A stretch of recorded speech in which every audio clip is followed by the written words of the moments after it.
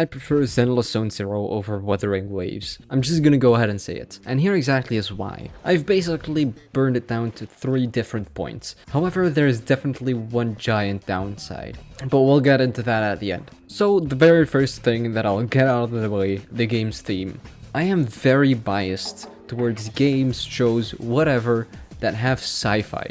Or, at the very least, it's obvious that it's science fiction. I don't know why, it just is. I don't necessarily have anything against fantasy shows, but it just gets boring, and it often feels repetitive. Generally, it's all just the same tropes. But I don't necessarily have anything against it, but I do definitely more prefer sci-fi. Although Wuthering Waves is not completely a fantasy game, it still really occupies that same place in my mind, if you know what I mean. For some reason, Wuthering Waves and Genshin kind of feel like they're in the same part of my brain, while Honkai and Zenless Zone Zero is in a different part.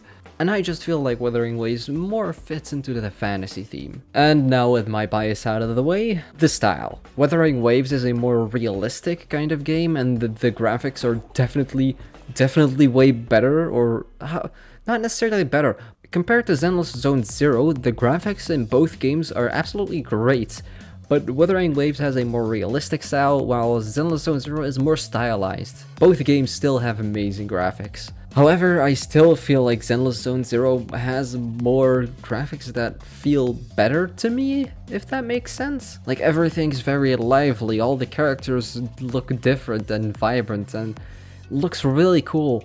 And then you have Wuthering Waves, which is just bland, I'd say. This is talking more about the world, not about the characters themselves. The characters in Wuthering Waves definitely look really good.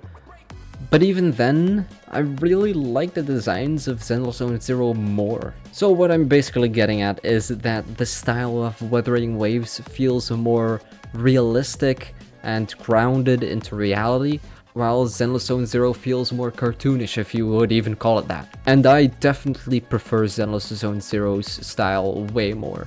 Then the final upside, I think, to Zenless Zone Zero is what I would call the fun factor.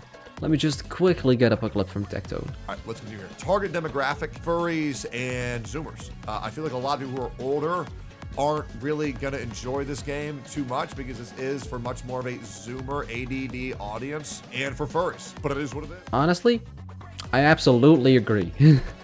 I'm not gonna go against it, let's be honest here. And I feel like I am more inside of the demographic for Zenless Zone Zero rather than Wuthering Waves.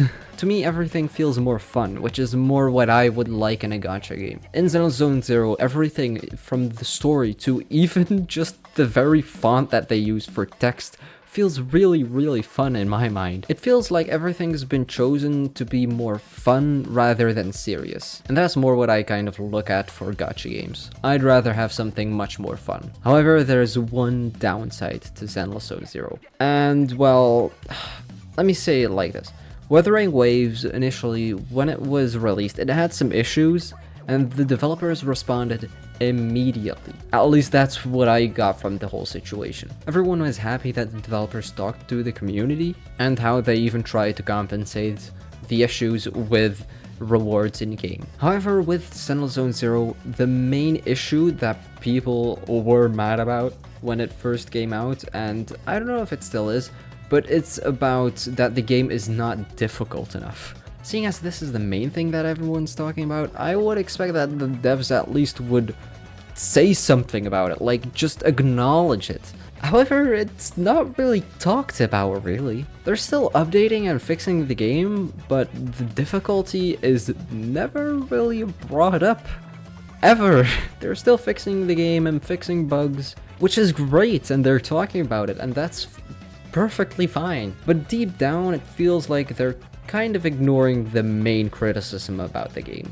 However, I try to look at this from the other side. It's pretty difficult to talk about the difficulty of your game. What if the developers just suddenly decided, like, okay, yeah, the game is not difficult enough, and then crank it up for everyone? That would just be stupid.